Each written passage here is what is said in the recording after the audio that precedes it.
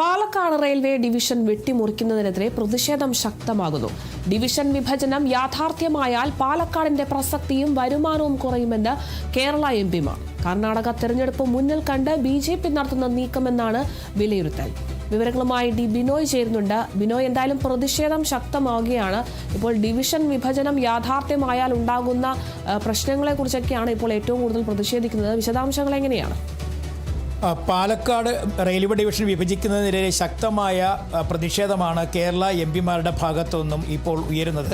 പ്രത്യേകിച്ചും പാലക്കാട് ഡിവിഷൻ വെട്ടിമുറിച്ച് കഴിയുമ്പോഴേക്കും ആ ഡിവിഷൻ്റെ പ്രസക്തി തന്നെ ഇല്ലാതാകുന്നു. മാത്രവുമല്ല, പുതിയൊരു ഡിവിഷൻ ആയി മാറപ്പെടുമ്പോൾ ഇതെല്ലാം തന്നെ മൈസൂരിലേക്ക് കൂട്ടിച്ചേർക്കപ്പെടുകയാണ് ചെയ്യുക. ഇതുവഴി കർണാടകയ്ക്കാണ് നേട്ടം ഉണ്ടാവുകയെന്നാണ് കേരള എംപിമാർ പറയുന്നതും ഒപ്പം തന്നെ റെയിൽവേ പാസഞ്ചേഴ്സ് അസോസിയേഷൻ്റെ അംഗങ്ങളുടെയും പരാതി.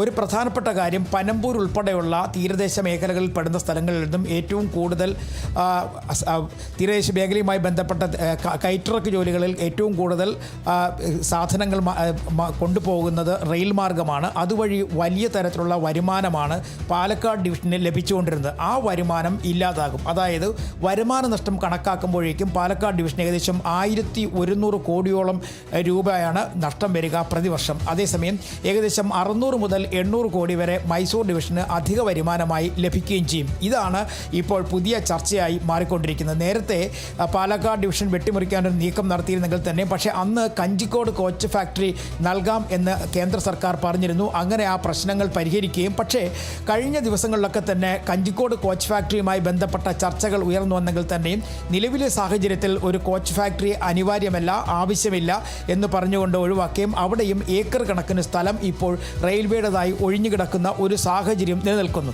അതിന് തൊട്ടു പിന്നാലെയാണ് മഞ്ചേശ്വരം ഉൾപ്പെടെയുള്ള റെയിൽവേ സ്റ്റേഷനുകൾ ഏകദേശം 30 മുതൽ 20 ഏക്കർ വരെ ഭൂമി റെയിൽവേയുടേതായിട്ടുണ്ട്. ഇവിടെ ഒരു സാറ്റലൈറ്റ് റെയിൽവേ സ്റ്റേഷൻ എന്ന തരത്തിലേക്ക് ഒരു സ്റ്റേഷൻ യാഥാർത്ഥ്യമാവുകയാണ് എന്നുണ്ടെങ്കിൽ ജനങ്ങൾക്ക് വളരെയധികം ഉപയോഗപ്രദമാവുകയും അതുവഴി പാലക്കാട് ഡിവിഷന് വരുമാനം വർദ്ധിക്കുകയും ചെയ്യും. ഇത്തരം കാര്യങ്ങളൊക്കെ യാഥാർത്ഥ്യമായി നിലനിൽക്കുമ്പോഴാണ് ആ പാലക്കാട് ഡിവിഷൻ വെട്ടിമുറിച്ചുകൊണ്ട് മൈസൂർ എന്ന് പറയുന്ന ഒരു പുതിയ ഡിവിഷനുമായി ബന്ധപ്പെട്ട് നീങ്ങുന്നത്. ഉള്ളാർ മുതൽ ഏകദേശം 20ഓളം വരുന്ന സ്റ്റേഷനുകളെ ഉൾപ്പെടുത്തിക്കൊണ്ടുള്ള ഈ നീക്കത്തിന് പിന്നിൽ 2028 കർണാടകയിൽ വരാൻ പോകുന്ന തെരഞ്ഞെടുപ്പ് തന്നെയാണ് BJPയുടെ ലക്ഷ്യം എന്നാണ് പറയുന്നത്. കാരണം ദക്ഷിണ കന്നഡയിൽ BJPക്ക് വലിയ തരത്തിൽ മേൽക്കൈയുള്ളൊരു മേഖലയായിരുന്നു നേരത്തെ. പക്ഷേ ആ മേൽക്കൈ ഇപ്പോൾ ശിഥിലമായിരിക്കുന്ന ഒരു അവസ്ഥ, കർണാടകയിൽ പൂർണ്ണമായും BJP തകർന്നടിഞ്ഞു നിൽക്കുന്ന ഒരു അവസ്ഥയാണ്. ആ അവസ്ഥയിൽ നിന്നും BJPക്ക് കരകയറണം എന്നുണ്ടെങ്കിൽ ഇത്തരത്തിലുള്ള ചില പൊടിക്കൈകൾ യാഥാർത്ഥ്യമാക്കണം. അതിൻ്റെ ഭാഗമായിട്ടാണ്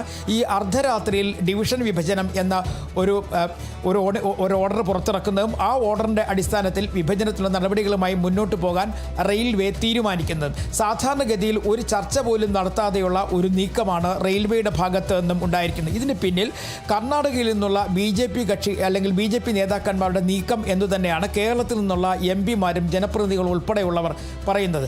നിലവിലെ സാഹചര്യത്തിൽ ഇത്തരത്തിൽ പാലക്കാട് ഡിവിഷൻ വെട്ടിമുറിക്കപ്പെട്ട് കഴിഞ്ഞാൽ യാത്രക്കാർ, പ്രത്യേകിച്ചും ഈ മംഗളൂരു സെൻട്രൽ അതുപോലെ മംഗളൂരു ജംഗ്ഷൻ, ഇത് രണ്ടും പാലക്കാട് ഡിവിഷൻ്റെ അധീനതയിൽ വരുന്നതാണ്. ഇവിടെ നിന്ന് കൂടുതൽ ട്രെയിനുകളാണ് കേരളത്തിൻ്റെ വിവിധ സ്ഥലങ്ങളിലേക്കും മറ്റ് സ്ഥലങ്ങളിലേക്കുമൊക്കെ ദീർഘദൂര ഹ്രസ്വദൂര തീവണ്ടികൾ പോകുന്നുണ്ട്. ആ തീവണ്ടികളുടെയൊക്കെ അല്ലെങ്കിൽ ആ തീവണ്ടികൾ വെട്ടിക്കുറയ്ക്കാനും ആ തീവണ്ടികൾ കർണാടകയിലും മറ്റ് സ്ഥലങ്ങളിലേക്ക് നീട്ടാനുള്ള സാധ്യതയുമുണ്ട്. അത് ഒരു പരിധിവരെ കേരളത്തിലെ യാത്രക്കാർക്ക് ദുരിതമായിരിക്കും സമ്മാനിക്കുക. മാത്രവുമല്ല, റിസർവേഷൻ ഉൾപ്പെടെയുള്ള കാര്യങ്ങൾ, പ്രത്യേകിച്ചും ഈ മംഗളൂരു ഉൾപ്പെടെയുള്ള സ്ഥലങ്ങളിൽ നിന്നുള്ള റിസർവേഷൻ ഉൾപ്പെടെയുള്ള കാര്യങ്ങൾ ആ ഡിവിഷനിലേക്ക് മാറപ്പെടുകയും ചെയ്തു കഴിഞ്ഞാൽ യാത്രക്കാർക്ക് അത് വലിയ തരത്തിലുള്ള യാത്രാക്ലേശം ഉണ്ടാക്കും. അങ്ങനെ പലതരത്തിലുള്ള ബുദ്ധിമുട്ടുകളായിരിക്കും വരാൻ പോകുന്നത്. ഇത്തരം കാര്യങ്ങൾ ചൂണ്ടിക്കാണിച്ചുകൊണ്ട് തന്നെയാണ് കേരള MPമാർ ഈ വരുന്ന തിരുവോണ ദിവസം പാലക്കാട് ഡിവിഷന് മുന്നിൽ ഒരു ദിവസത്തെ സത്യഗ്രഹ സമരം അനുഷ്ഠിക്കാൻ തീരുമാനിച്ചിരിക്കുന്നത്. ആ സമരം തൊട്ടു പിന്നാലെ തന്നെ റെയിൽ മന്ത്രാലയത്തിലേക്ക് അല്ലെങ്കിൽ റെയിൽ മന്ത്രാലയത്തിനെതിരെ ശക്തമായ നീക്കങ്ങൾ കോൺഗ്രസിൻ്റെ ഭാഗത്ത് നിന്ന് ഉണ്ടാകും എന്നും കേരള MPമാർ തന്നെ പറയുന്നുണ്ട്. അതേസമയം ഇപ്പോഴും BJP സംബന്ധിച്ച ഒരു കാര്യവും ഒരു നയവും വ്യക്തമാക്കിയിട്ടില്ല എന്നുള്ളതാണ് ഒരു പ്രധാനപ്പെട്ട കാര്യം. നമുക്കറിയാം, ഓരോ കാര്യങ്ങളിലും അല്ലെങ്കിൽ ഏതെങ്കിലും തരത്തിലുള്ളൊരു വികസന പ്രവർത്തനം മുന്നിലെത്തിക്കഴിഞ്ഞാൽ അല്ലെങ്കിൽ കർണാടകയിലെ ജനങ്ങൾ വളരെയധികം ആകാംക്ഷയോടുകൂടി തന്നെ അത് സ്വീകരിക്കും. ആ സ്വീകരിച്ചതിന് ശേഷം അത് നഷ്ടപ്പെട്ട് കഴിഞ്ഞാൽ അവർ അവരത് വലിയ തരത്തിൽ പ്രതിഷേധിക്കുകയും ചെയ്യും. നിലവിലെ സാഹചര്യത്തിൽ കർണാടകയിലുള്ള ആളുകൾക്കൊരു പ്രതീക്ഷ എന്ന രീതിയിലാണ് ഈ പാലക്കാട് ഡിവിഷൻ വെട്ടിമുറിച്ചുകൊണ്ട് പുതിയൊരു ഡിവിഷൻ ദക്ഷിണ കന്നഡ കേന്ദ്രമാക്കി തുടങ്ങാനുള്ള നീക്കം തുടങ്ങിയിരിക്കുന്നത്.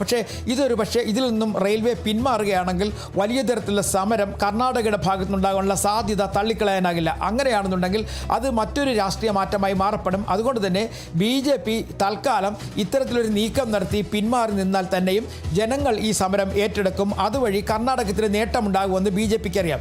അങ്ങനെ പലതരത്തിലുള്ള നീക്കങ്ങൾ മുന്നിൽ കണ്ടുകൊണ്ട് BJP നടത്തുന്ന ഒരു നീക്കം എന്ന് തന്നെയാണ് കേരള MPമാർ ഇതിനെ പറയുന്നത്. മാത്രവുമല്ല, പാലക്കാടിൻ്റെ പ്രസക്തി നഷ്ടപ്പെടുക എന്ന് പറയുമ്പോൾ വടക്കൻ ജില്ലകളിലെ യാത്രക്കാർ, പ്രത്യേകിച്ചും ബംഗളൂരു, മുംബൈ വരെയുള്ള യാത്രക്കാർക്ക് അത് വലിയ തരത്തിലുള്ള ബുദ്ധിമുട്ടായിരിക്കും നൽകുക. ഇത്തരം പ്രശ്നങ്ങളൊക്കെ ചർച്ച ചെയ്യുന്നതിന് പകരം ഒരു അർദ്ധരാത്രി കൊണ്ട് തന്നെ ഒരു ഓർഡർ പുറത്തിറക്കുകയും ഒരു ഡിവിഷൻ വെട്ടിമുറിക്കാൻ നടക്കുന്ന നീക്കമാണ് ഇപ്പോൾ വലിയ ചർച്ചയായി മാറിക്കൊണ്ടിരിക്കുന്നത്. ഒപ്പം ഓരോ റെയിൽവേ ഡിവിഷനുകളുടെയും വരുമാന വർധന അനുസരിച്ചായിരിക്കും ആ ഡിവിഷനിലെ വികസനവുമായി ബന്ധപ്പെട്ട റെയിൽവേ കൂടുതൽ ഫണ്ടുകൾ അനുവദിക്കുക.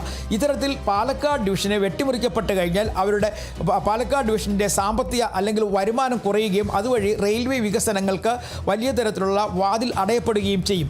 ഇത്തരം പ്രശ്നങ്ങൾ എല്ലാം തന്നെ കേരളത്തെ കാര്യമായി ബാധിക്കും എന്നുള്ളത് ഉറപ്പാണ്. അതുകൊണ്ട് തന്നെയാണ് ശക്തമായ പ്രതിഷേധവുമായി മുന്നോട്ട് പോകാൻ കേരളത്തിൽ നിന്നുള്ള MPമാർ ഉൾപ്പെടെയുള്ളവർ തീരുമാനിച്ചിരിക്കുന്നത്. ശരി, വ്യക്തമാണ്. കൂടുതൽ വിശദാംശങ്ങൾ നൽകിയത് DB നോയാണ്.